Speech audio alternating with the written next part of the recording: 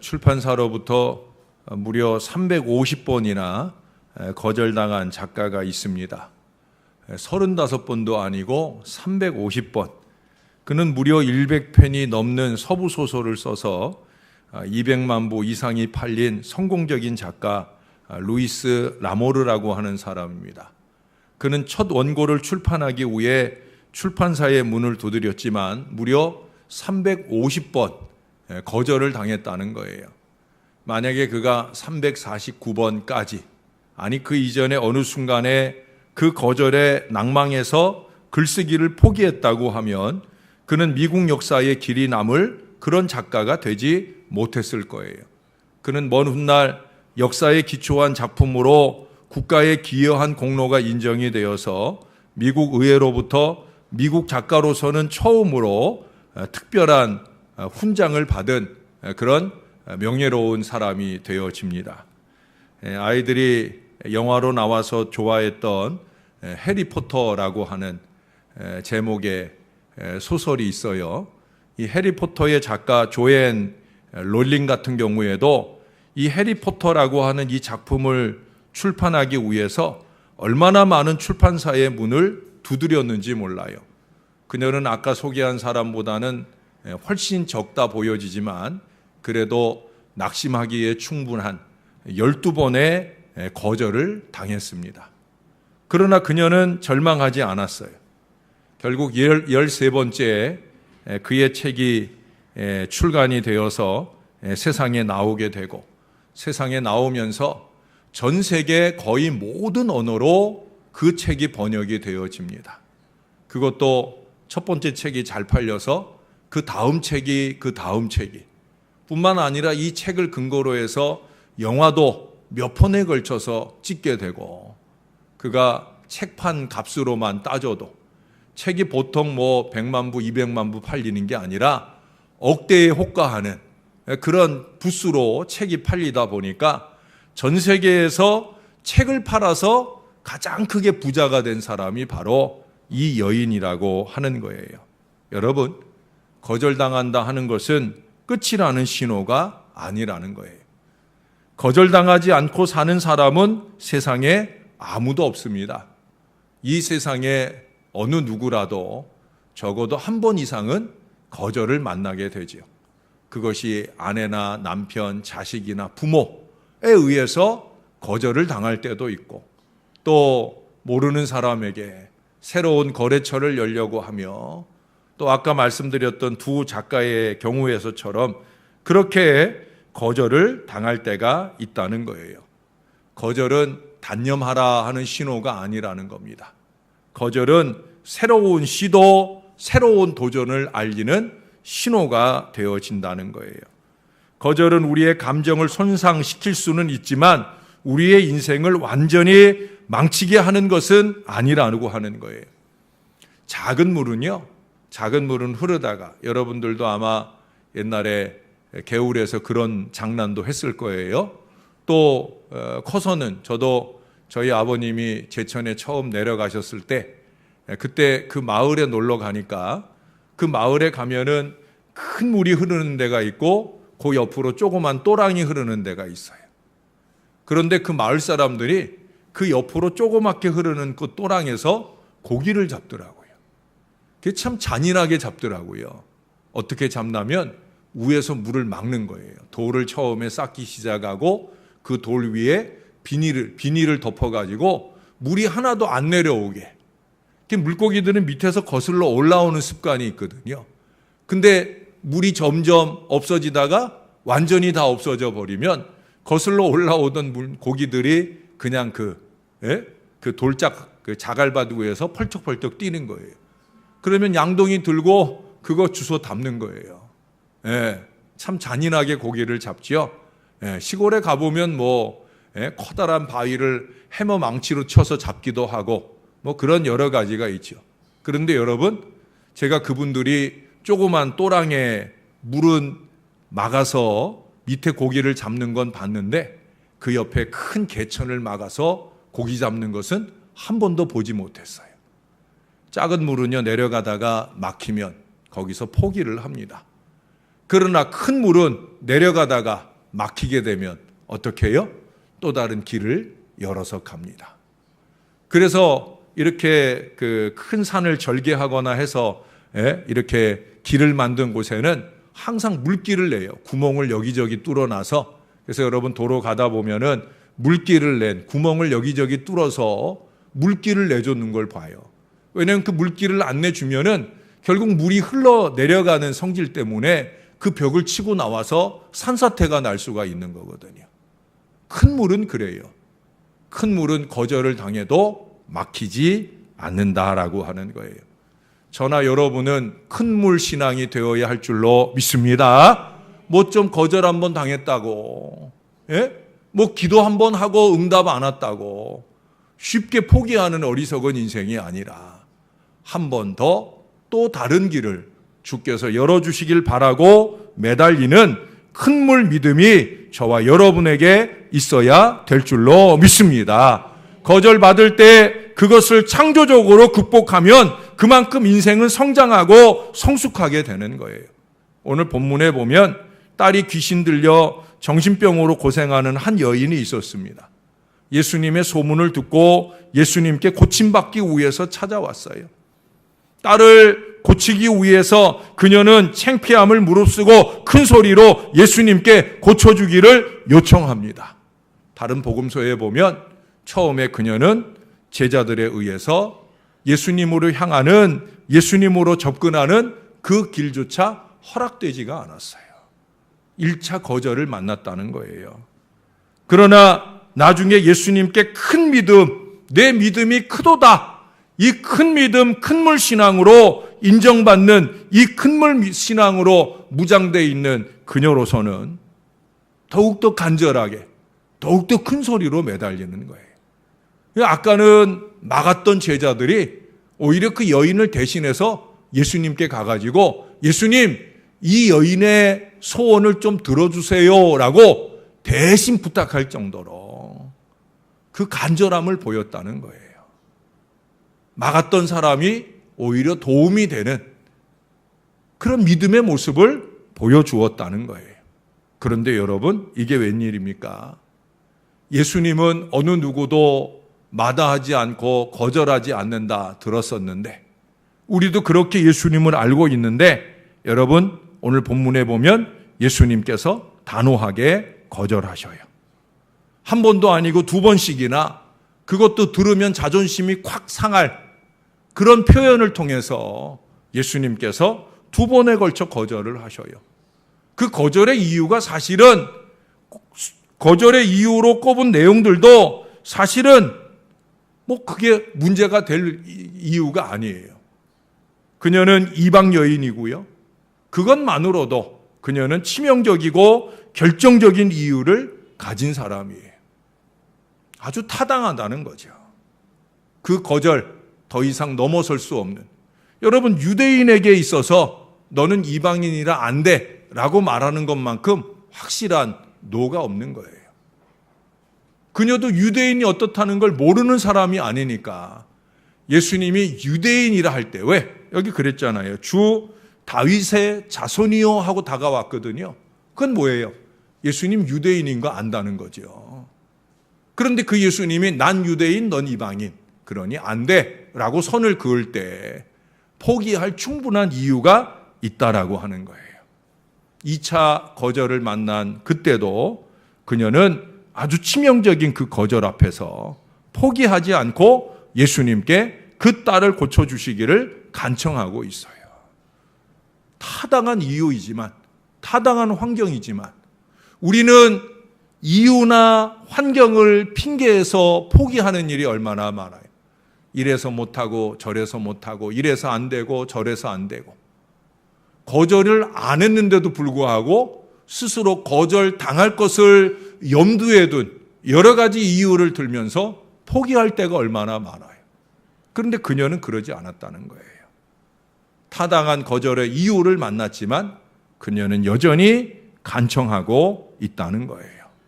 결국 주님이 그 마음이 움직이셔서 그녀에게 말씀합니다. 딸아, 여자여, 내 믿음이 크도다. 내 소원대로 되리라 하시니 그 시로부터 그의 딸이 나았다고. 할렐루야. 내 믿음이 크도다. 내 소원대로 되리라. 이 말씀을 다 들을 수 있는 여러분들 되시기를 바랍니다. 여러분, 믿음의 사람에게 있어 거절은 걸림돌이 아니라는 거예요. 방어벽도 되지 못하는 거예요. 오히려 그 믿음을 키워주는 자극제가 되는 거예요. 그 기도와 소원을 더욱더 간절하게 해준다는 거예요. 적어도 여러분들과 제가 큰물 신앙으로 무장돼 있으면 거절을 만나면 우리는 한 번 더 믿음을 강화시킬 수 있다는 거예요.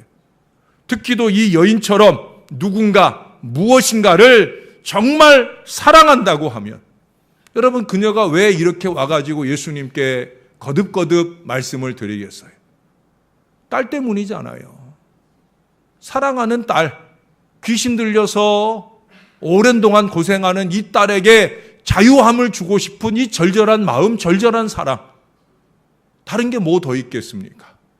바로 그 사랑 때문에, 그 사랑에 근거한 믿음이기 때문에 거절 앞에서 쉽게 포기하지 않는 거예요. 여러분은 얼마나 사랑하십니까? 여러분의 가족과 또 이 교회와 또 여러분들의 사업과 여러분들이 전도하고자 하는 그 사람들을 얼마나 사랑하시냐는 거예요. 사랑하고 있다면 포기하지 말아야 되지요. 사랑하는 만큼 더 간절해져야 되는 거지요. 미국 얘기를 하나 더 해드릴게요. 프랑스 얘기입니다. 1953년에 줄리아 차일드와 두 명의 동료가 미국 가정을 위한 프랑스 요리법이라고 하는 책을 쓰기로 출판사와 계약을 했어요. 그리고 무려 5년 동안을 걸려서 이 책 850쪽의 원고를 완성해냈습니다. 그런데 출판사에서 마음에 안 든다는 거예요. 책 잘 써오면 사주겠다고, 출간해주겠다고 약속을 철석까지 했는데 책이 마음에 안 든다고 어렵겠다는 거예요. 다시 또 써보았지만 또 거절을 당했어요. 그러나 그들은 포기하지 않았어요. 그들은 그 이후 무려 8년 동안을 더 노력을 해서 새로운 출판사에 도전을 하게 됩니다. 그래서 1961년에 프랑스 요리 예술의 대가가 되는 법이라고 하는 제목으로 나온 책을 그 시기에는 정말로 놀랍게도 100만 부가 넘게 팔리는 대단한 베스트셀러가 되어지게 됩니다. 여러분, 프랑스가 요리로 유명하게 된 가장 근본적인 출발을 누가 했느냐? 바로 이 줄리아 차일드와 다른 두 친구가 한 거예요. 지금도 요리하면 프랑스를 꼽게 되는 게 바로 이 사람들 때문이라는 거예요. 수십 년이 흐른 후에도 여전히 그 분야의 정상을 달리면서 요리, 그것도 음식을 직접 만들어서 하는 요리가 아니라 글로써 만드는 요리로는 최고라고 일컬어지는 사람이 되었다라고 하는 거예요. 오늘은 공교롭게도 세 사람의 책을 쓰는 사람들의 포기하지 않는 마음들을 얘기를 했는데 한 사람만 더 소개를 할게요. 미국의 더글라스 맥아더라고 제가 존경하고 또 제가 신학을 공부하지 않았으면 그 길을 따라갔을 그런 유명한 장군이 있습니다. 이 더글라스 맥아더는 미국의 육군사관학교인 웨스트 포인트 사관학교에 응시를 하는데 무려 2번이나 불합격을 합니다. 거절당했다라고 하는 거죠. 다른 데도 아니고 이 사관학교에 거절을 당했다라고 하는 것은 그 거절할 이유를 여전히 갖고 있다는 거예요. 다시 응시해봐야 소용없는 이유를 갖고 있다는 거예요. 다른 데 같으면 모르는데 사관학교의 경우에는 한 번 아니고 2번이나 떨어졌으면 또다시 응시하기에는 너무 불리한 조건을 분명히 가지고 있다는 거예요. 그러나 여러분, 그는 포기하지 않았어요. 결국 3번째 만에 그는 응시해서 미국과 세계의 유명한 역사책 속으로 행진에 들어가게 되는 귀한 모습을 보여주게 되더라는 거예요. 인생의 성공과 실패는 거절을 어떻게 처리하느냐에 따라 달라진다고 하는 걸 오늘 우리들에게 보여줍니다. 거절당할 때 파괴적인 감정이 일어날 수 있어요. 내가 부탁했는데 거절해? 그 감정 그대로 쏟아내게 되면, 처리하게 되면, 그러면 결코 행복한 미래는 다가오지 않아요. 저의 마음을 다스려 주시는 오늘의 이 말씀을 주님께 들으면서 여러분들과 함께 이 말씀을 나누고픈 마음이 간절하게 들었습니다. 오늘 본문에 보세요. 세상에서 거절을 당하여도 하나님께는 받아들여지는 순전한 믿음이 우리에게 있기만 하면, 그러면 내 믿음이 크다, 내 소원대로 된다 하는 약속을 들을 수 있다는 거예요. 여러분, 세상에서 얼마나 많이 거절당하고 사십니까? 야, 이번엔 꼭 될 줄 알았는데 되지 않는 일들이 얼마나 많이 있습니까? 여러분, 그러나 하나님께서 인정해 주시면, 우리의 믿음을 인정해 주시고 우리의 기도를 인정해 주시면 희망이 열린다는 거예요. 막혔던 담도 무너질 줄로 믿습니다. 전화위복의 새 역사가 열릴 줄로 믿습니다. 역사조차 포기하지 않는 그 믿음과 끈기를 다행스럽게 여기게 되어진다는 거예요. 내 믿음이 크도다, 내 소원대로 되리라. 여러분, 무엇이 더 필요하겠습니까? 이런 인정이면 이루지 못할 일이 없는 거예요. 누가 이런 인정을 주셔요? 예? 네, 우리 하나님, 우리 주님이셔요. 중요한 건 이렇게 인정받을 만한 믿음의 모습으로 주 앞에 서야 된다는 거예요. 어떤 믿음이냐는 거죠. 어떤 믿음. 예? 딱 하나만 기억하십시오. 그것은 바로 끈기와 겸손입니다. 끈기와 겸손. 그녀는 이 모습, 끈기와 겸손, 이 모습을 견지하면서 오직 예수님의 예수님, 오직 예수, 바로 그 마음을 지켜내고 있다라고 하는 거예요. 끈기와 겸손, 그걸 가지고 예수님께 집중하고 있다는 거예요. 그녀는 예수님께 전부를 걸었습니다. 다른 길을 생각하지 않았다는 거예요. 그동안 안 해본 방법이 없어서가 아니라 예수님 소문을 들은 때부터 모든 희망을 예수님께 걸었다는 거예요. 그녀는 예수님을 처음 만날 때부터 그랬다는 거예요. 저나 여러분이 예수를 이미 만났어요? 안 만났어요? 만났어요. 만나고도 지금 수십 년 지내왔어요. 이 여인보다 나아야 돼요? 못 나아야 돼요? 나아야 되는 거죠. 그녀는 오늘 첫걸음이에요. 첫걸음인데도 오늘 우리가 귀감으로 삼을 만한 믿음을 보인다는 거예요. 그녀의 믿음과 우리의 믿음의 차이는 뭐냐? 바로 오직 예수, 이 집중력의 차이예요. 그녀는 예수님만 바라봤어요. 예수님께만 모든 희망을 걸었다는 거예요. 그래서 무수히 거절을 만나도 또 예수님께 다시 머리를 들이미는 거예요. 예수님 아니면 안 된다 하는 그 마음입니다. 이 마음은 철저한 겸손에 근거합니다. 예수님의 도우심을 꼭 받기 위해 필요한 겸손함. 그녀는 그렇게 자기를 낮추고 또 낮추고 있어요. 22절에 보니까 나를 불쌍히 여기소서. 25절에 가 보니까 예수님께 절하면서 주여 저를 도우소서 말하고 있어요. 27절에서는 개 취급을 받고 있어요. 예? 개 취급을 받고 있어요. 그런데도 개도 주인의 상에서 떨어지는 부스러기를 먹지 않아요. 그러면서 자신을 부스러기라고, 그렇게 자칭 부스러기라도 좋다고 말하기까지 그렇게 하는 걸 보게 됩니다. 그의 그 모든 말과 행동 안에 겸손을 가득 담고 있다는 거예요.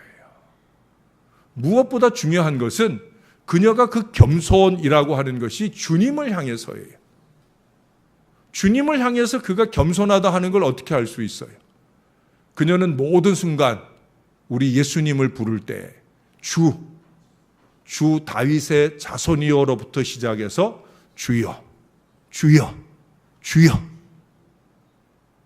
주님을 끊임없이 그렇게 인정하고 부른다는 사실이에요. 그러니 겸손할 수밖에 없는 거죠. 예수님이 그녀에게 받은 감동은 딸을 향한 사랑, 소원 성취를 위한 불굴의 끈기도 있겠지만은 이처럼 철저히 주 예수를 인정하고 자기를 낮추는 그 겸손함에 있다고 보여집니다. 겸손함이 없는 사람은 한두 번 거절당하면 어떻게 해요? 으씨 그러잖아요. 한두 번 거절당하면 으씨 뭐 지 아니면? 예? 그러고 포기하잖아요. 겸손하지 않은 사람들의 특징이에요. 겸손하지 않은 사람들은 요동합니다. 변덕이 심합니다. 이 사람에게 이렇게 부탁해보고 안 되면 금세 포기하고 또 다른 길을 찾아가려고 하는 어리석음을 범하게 되어진다는 거예요. 그러나 겸손한 사람은 거절을 통해 자신의 부족함을 봅니다. 그것을 인정하면서 개선의 노력을 기울여 갑니다. 특히도 사람이나 상황이 아니라 하나님께 집중된 사람은 더욱더 그렇다는 거예요. 내가 부족합니다. 그러니 부스러기 은혜로라도 하나님께서 내게 채워주소서. 그 겸손한 마음을 놓지 않고 하나님 앞에 무릎을 꿇고 하나님 앞에 매달립니다. 나를 작게 볼 수만 있다고 하면 우리 하나님이 크게 보이는 거예요. 많은 어리석은 사람들이 자기를 너무 크게 봐. 자기를 너무 크게 봐주기를 원해. 그러다 보니까 하나님이 크게 보이지도 않고 하나님이 안중에도 없어요. 여러분 야구 선수가 타자가 공이 날아올 때 그 공을 잘 치는 비결이 뭔지 아십니까? 야구공이 축구공만하게 보여야 되는 거예요. 여러분 잘 치는 사람들한테 물어보세요. 인터뷰할 때 하는 얘기가 그래요. 야구공이 오늘은 축구공만하게 보이더라고. 선구안이라고 그러죠. 공을 잘 봐야 되죠. 공이 제대로 가운데로 향해서 오는지 그 야구공을 크게 볼 수 있을 때 제대로 강타자가 되는 거예요. 우리 믿는 사람들은 하나님을 크게 볼 수 있을 때 하나님을 전능하신 하나님, 내 문제를 반드시 해결해 주실 유일한 하나님, 그렇게 하나님이 크게 보여야 그래야 길이 열리는 줄로 믿습니다. 자꾸 나를 크게 보니까, 문제를 크게 보니까 하나님은 조만하게 보이고 그 하나님께 매달리고 기도할 마음도 안 생기는 거예요. 여러분, 스스로를 작게 보시고 겸손히 스스로를 작게 보시고 나처럼 내가 만난 문제도 그렇게 큰 것이 아니다 보시고 그 문제를 해결해 주실 분은 전능하신 하나님밖에 없다. 하나님을 크게 바라보면서 주 하나님, 주 하나님 간절하게 그 이름을 부르고 끈기와 겸손으로 그 주님께 집중하는 저와 여러분의 믿음 되셔서 내 믿음이 크도다, 내 소원대로 되거라 라고 하시는 축복의 말씀으로 날마다 인생을 사는 저와 여러분 되기를 주님의 이름으로 축원합니다. 기도하겠습니다. 참 좋으신 아버지 하나님, 오늘도 주의 말씀을 받고 갑니다. 한 여인, 유대인도 아닌 이방 여인, 이제 예수님을 갓 만나기 시작한 이 여인의 모습 속에서 우리의 모습을 돌아봅니다. 하나님, 우리가 믿음 있다 하나 참 보잘것없는 그런 믿음인 것을 깨닫게 됩니다. 어찌 예수님을 처음 만났는데도 그녀는 한결같이 주여 주여 부르며 오직 주께만 승부를 걸기 위해 매달리는지, 겸손한 끈기로 주님의 마음을 감동하여 따라 내 믿음이 크도다, 내 소원대로 되리라 하시는 말씀과 함께 즉시로 소원 성취의 역사를 이루게 되는지, 하나님, 우리도 이 믿음을 주시옵소서. 우리를 더욱더 겸손하게 하시고 주님 앞에 무릎 꿇게 하셔서 우리 스스로를 작게 보고 우리가 만난 모든 문제도 작게 보고 오직 이 문제를 해결하실 하나님만 크게 볼 수 있게 하여 주옵소서. 하나님이 크게 보일 때 문제가 해결될 줄로 믿습니다. 거절이 승낙이 될 줄로 믿습니다. 형통한 역사가 우리 앞길에 열려지게 될 줄로 믿습니다. 오랜 동안의 우리의 소원이 이루게 되어질 줄로 믿습니다. 저와 이 백성들에게 소원 성취의 위대한 미래가 끈기와 겸손한 이 믿음을 통해 이루어지도록 우리 하나님께서 축복해 주시옵소서. 예수님의 이름으로 기도합니다. 아멘.